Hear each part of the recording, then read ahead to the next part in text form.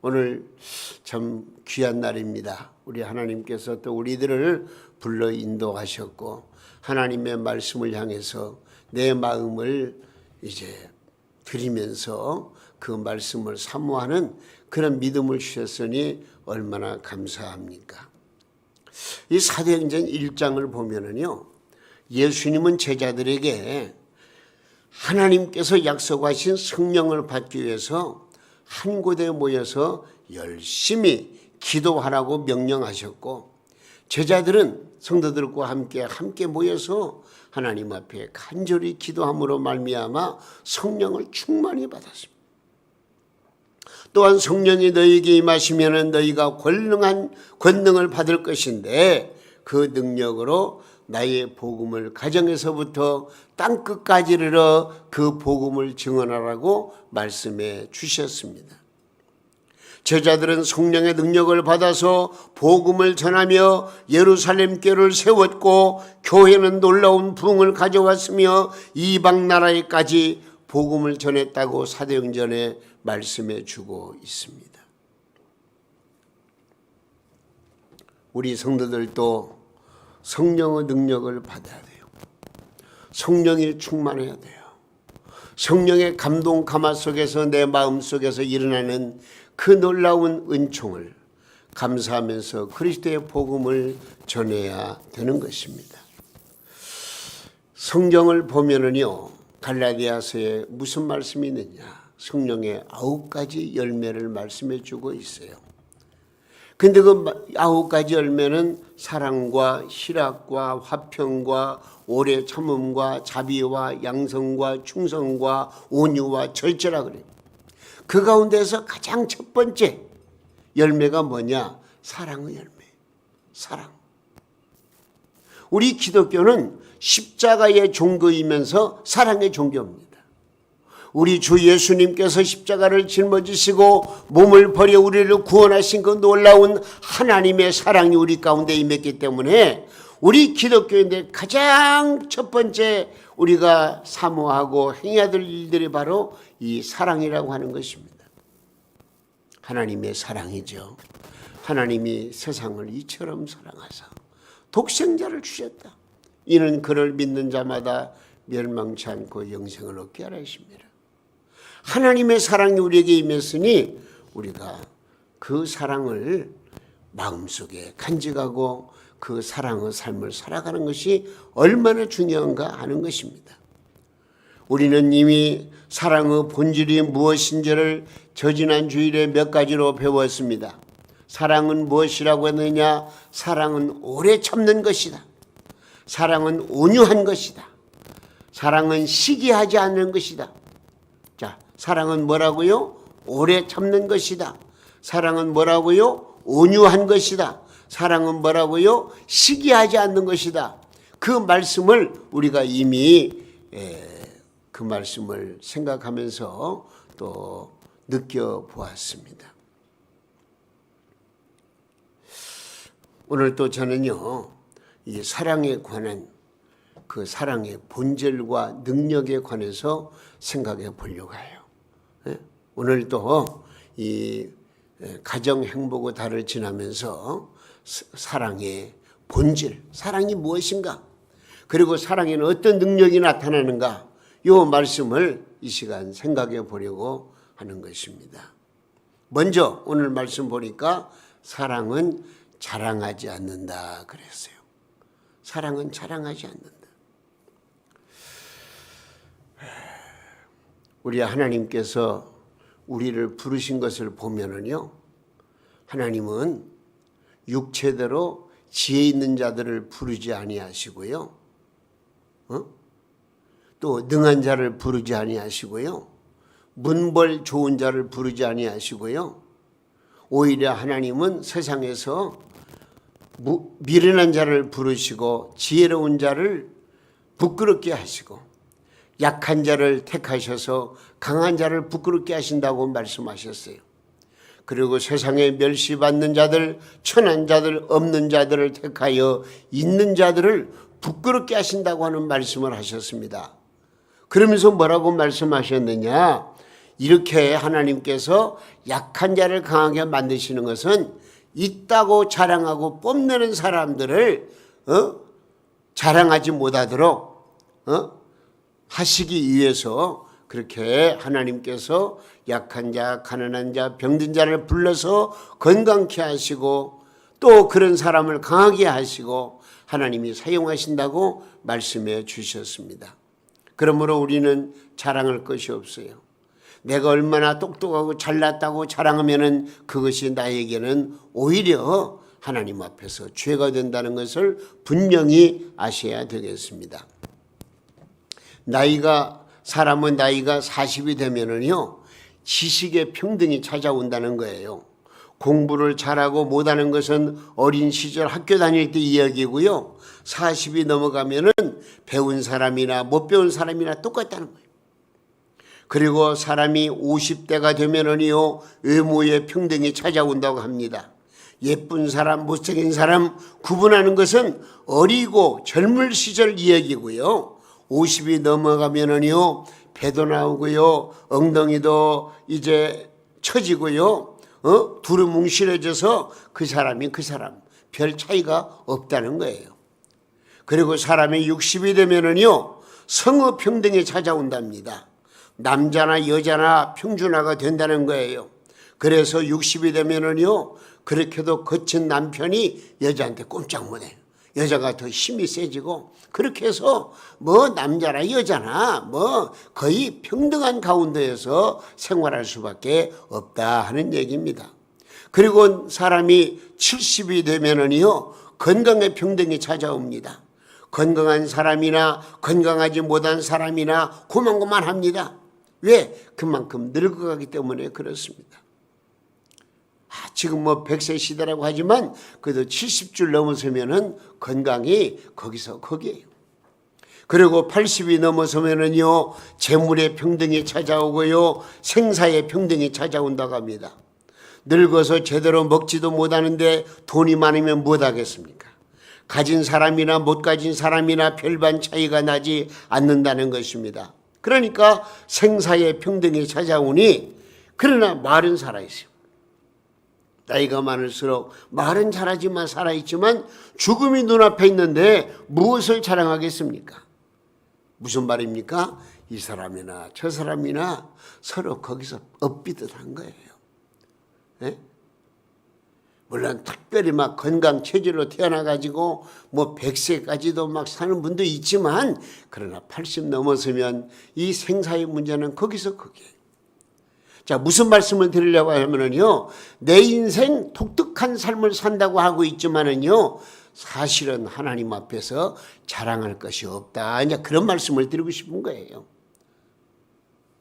그러므로 내 인생 그렇게 자랑할 것이 없다는 생각을 여러분 가지시기를 바랍니다.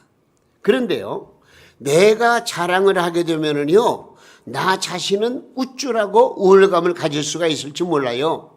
그러나 그 자랑을 보고 듣는 상대방은요, 열등감을 느끼게 되는 거예요. 나는 뭐야 하면서 열등감을 가지게 되는 거예요. 그리고 그 사람들 마음속에 시기심을 불러일으키게 되는 거예요. 너만 잘났냐, 나도 잘났다, 이런 식으로 해서 서로 경쟁의식이 나타나게 되는 것이죠. 여러분, 우리가 이미 배운 대로 사랑은 시기하지 않는다고 그랬어요. 근데 우리가 자랑함으로써 다른 사람의 마음속에 시기심을 불러일으키니까 자랑은 얼마나 나쁜 것입니까? 그러므로 우리는 자랑해서는 절대로 안 됩니다.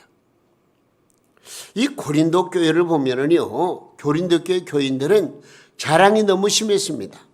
그래서 이렇게 함께 공동체로 모이면 성경 말씀 쭉 보면 그래요.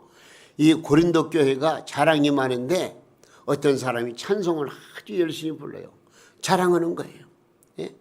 그런데 거기에 뒤줄서나 다른 사람은 하나님의 말씀을, 성경을 큰 소리에 읽는 거예요. 나도 이 정도 할 수 있다, 그런 얘기예요. 그리고 어떤 사람은요, 자기가 계시를 받았다고 큰 소리로 외치는 사람도 있고요, 한쪽에서는 방언 받았다고 방언을 하고요, 또 한쪽에서는 방언을 토격한다고 하고요, 여기저기서 자기 자랑만 자꾸 막 늘어놓는다면요, 그 교회가 어떻게 되겠어요? 혼란스러워져요. 교회가 아니에요. 도태기 시장이죠. 여러분, 이건 모두가 다 하나님 앞에 영광이 되지 않고요, 또 교회에 덕이 되질 않는 것입니다. 여러분, 왜 이런 현상이 일어납니까? 너만 은사 받았느냐? 나도 은사 받았다 그러면서 자기가 받은 은사를 과시하고 자랑하고 뽐내려고 하다 보니까 무질서하게 되는 것입니다.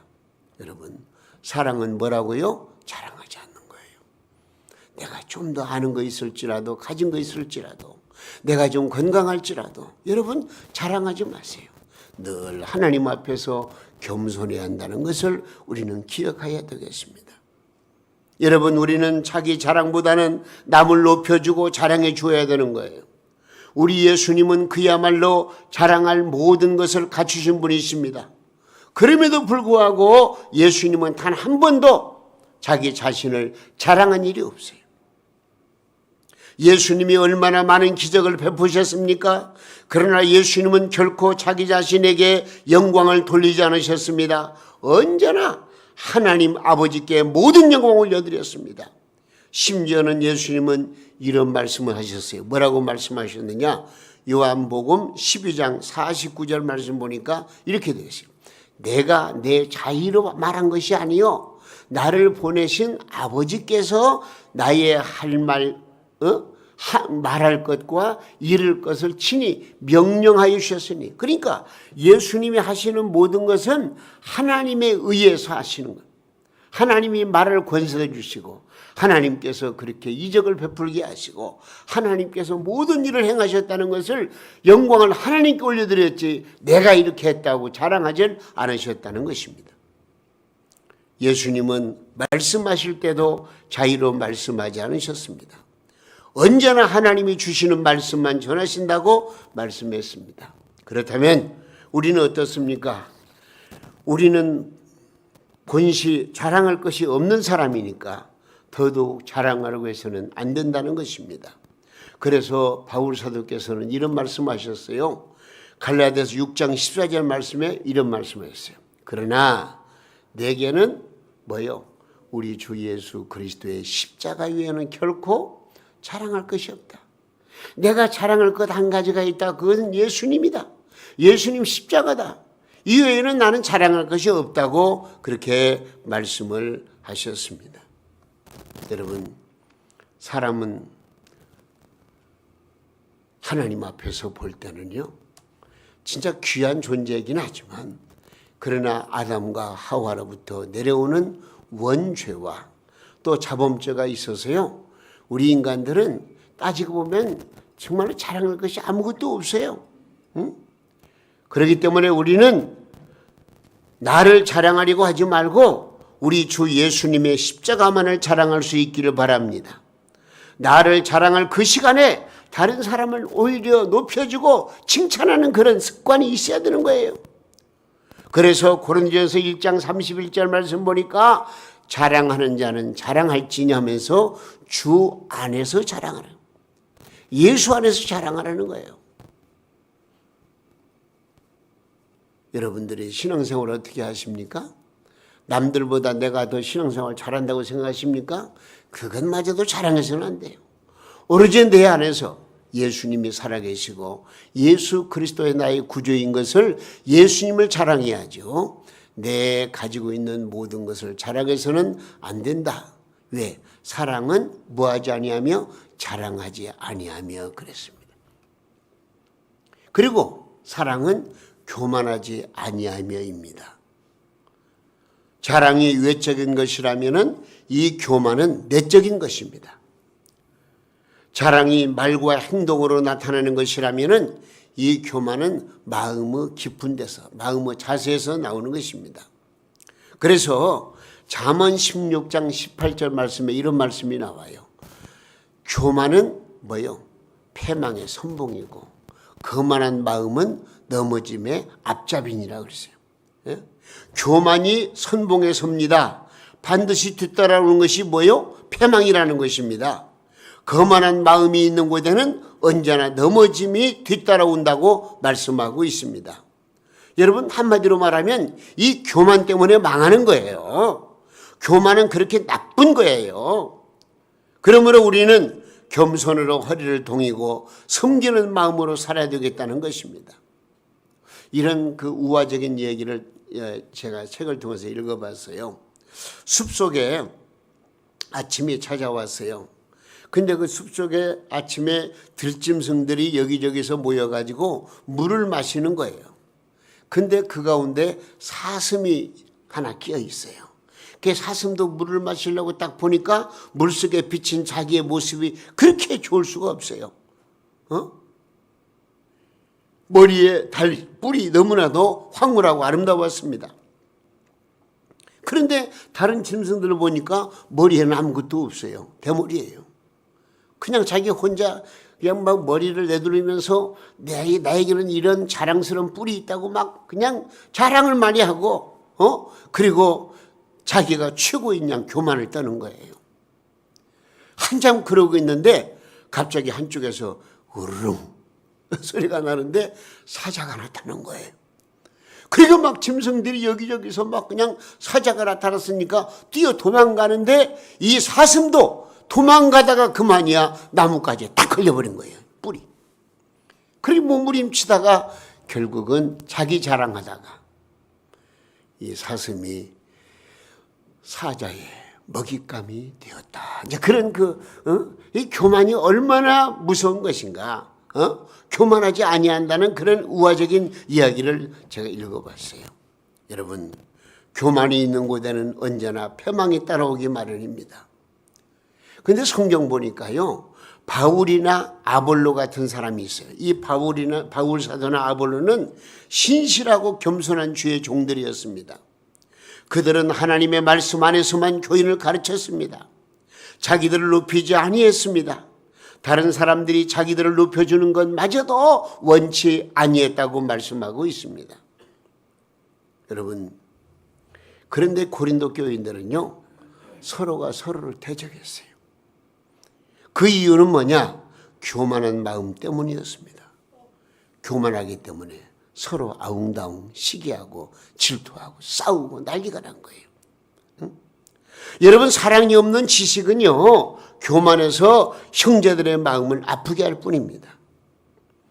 여러분, 사랑이신 우리 주 예수님을 생각해 보시기 바랍니다. 예수님은 어떤 분이십니까? 근본으로 하나님이신 분이 바로 예수님이십니다. 그러나 예수님은 하나님과 동등됨을 취할 것으로 여기지 아니하시고 오히려 자기를 비우셨어요. 그리고 육신의 몸을 입고 이 땅에 오셨어요.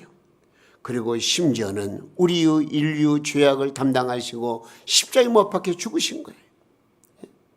종의 형체를 가지고 이 땅에 오셨다는 거예요. 예수님은 사람의 모양으로 오셔서 십자가에서 죽기까지 자기 자신을 낮추셨습니다. 여러분, 사랑만 있으면은요, 그 사랑이 내 자신을 완전히 낮추고 겸손하게 만들고 나를 통해서 많은 사람들에게 유익을 주는 그런 삶을 살아갈 수가 있는 거예요. 우리는 교만하면 안 됩니다. 사랑은 정말 아름다운 것입니다. 사랑만 있으면 어떤 문제라도 다 해결됩니다. 그러나 사랑이 없으면 정반대 역사가 나타납니다. 그러므로 예수님은 사랑은 모든 율법을 이루는 강령이라고 말씀하셨습니다. 여러분, 우리에게 십계명을 주셨는데요, 십계명 자체도 사랑이에요. 첫째 계명부터 넷째 계명까지는 여호와 하나님을 사랑하라. 그리고 다섯째 계명부터 마지막 일째 계명까지는요, 내 이웃을 내 몸처럼 사랑하라고 하는 이런 중요한 의미가 담겨져 있지 않습니까? 사랑밖에 없어요. 사랑은 뭐라고요? 교만하지 않는 거예요. 늘 겸손한 거예요. 그리고 오늘 말씀 보니까 사랑은 무례히 행치 아니하며 그렇게 말씀하고 있습니다. 무례히 행치 않는다. 사랑이 없는 사람은 무례히 행합니다. 자기 중심적이기 때문에 그렇습니다. 그러나 사랑은 무례히 행하지 않습니다. 사랑은 아무리 하찮은 사람이라고 할지라도 소중히 여길 줄 알고 배려할 줄 아는 것입니다. 그 옛날 고린도 교인들은요, 사랑이 없었기 때문에 무리에 행했습니다. 그 당시 사람들을 보면은요, 우리도 성찬식을 가지지만은 그분들도 성찬식을 가졌어요. 근데 성찬식을 갖기 전에 뭘 했느냐면 애찬식을 가졌어요. 애찬식이라는 것은 자기들이 각자 음식을 가져와 가지고 나눠 먹는 거예요.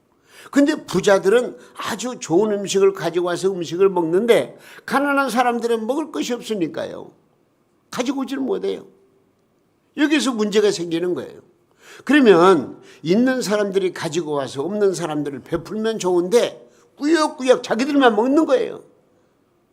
없는 사람들은 배가 고프든 말든 관계없이, 여러분 이것이 뭐예요? 무리에 행하는 거예요. 자기 거 좀 나눠가지고 함께 공동체를 이루어서 사랑을 나누면 좋은데 이 고린도 교회 성도들이 그러질 못했다는 것입니다. 여러분, 그러니 그 분위기가 얼마나 서먹서먹하겠습니까? 그런 분위기 속에서 성찬식을 한들 무슨 은혜가 되겠습니까? 근데 자기들 나름대로 또 생각이 있어요. 아니, 내 음식 내가 먹는다는데 무슨 말이 많으냐 할지 모르지만 다른 사람의 입장에서 생각해야 되는 것입니다. 자기만 생각하고 남을 무시하는 처사는 이게 바로 무례라고 하는 것입니다. 그리고 또 한 가지, 방언의 문란성이 있었어요. 방언의 문란성. 자, 예배 시간에 돌아왔어요. 그래서 예배 시간에 경건하게 예배를 드리고 또 기도하고 있는데 갑자기 한 사람이 막 일어나가지고 따따따따따 방언을 막 하는 거예요. 또 어떤 사람들은 막 걸어가면서 자기 막 그 어떤 이상한 말로 기도하는 거예요. 여러분, 그 조용한 분위기 속에서 그런 식으로 자기 행동을 나타내는 이것이 바로 뭐라고요? 무례히 행하는 거라 하는 것입니다. 여러분, 다른 사람의 입장을 생각해 줘야 되는 거예요. 내 기도가 소중하면 다른 사람의 기도도 역시 소중한 것입니다. 물론 통성으로 기도합시다 할 때는 우리 서로 그냥 뜨겁게 하나님 앞에 기도해야 됩니다.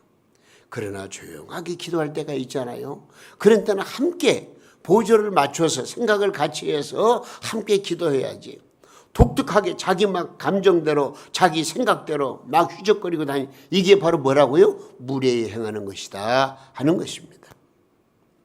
내 멋대로만 살지 말고 다른 사람들을 살펴가면서 좀 조화롭게 살아간다는 것이 얼마나 중요한가 하는 것을 우리에게 가르쳐주고 있습니다.